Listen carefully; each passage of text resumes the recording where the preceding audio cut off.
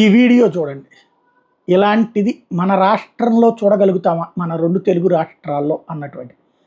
ఇందులో కనబడుతున్నటువంటి వ్యక్తి నవీన్ పట్నాయక్, ఒరిస్సాకు సంబంధించినటువంటి ముఖ్యమంత్రి. ఇప్పుడు మొట్టమొదట ఆయనకి దండం పెడుతున్నటువంటి ఆ వ్యక్తి మొన్న ఆయన 2 చోట్ల పోటీ చేస్తే ఒక చోట్ల ఓడిపోయారు.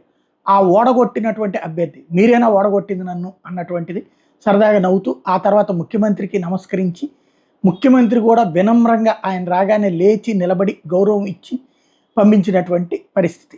తద్వారా వినయపూర్వకమైనటువంటి స్నేహపూర్వకమైనటువంటి వాతావరణం ఉంది. ఒరిస్సాలో ఉన్నటువంటి ఈ తరహా వ్యవహారం ఎప్పుడు ఉంటుంది అన్నటువంటిదే ఇక్కడ కీలకమైనటువంటి అంశం. ఎలా ఉంటుంది అన్నటువంటిదే ప్రజలు కూడా ఇట్లాంటిది కోరుకుంటున్నారు. అంటే శత్రువుల్లాగా నువ్వు నాశనం అయిపోవాలి, నువ్వు చచ్చిపోవాలి అనేటటువంటి తరహా రాజకీయం కాకుండా వినమ్రపూర్వక రాజకీయాన్ని కోరుతున్నారు.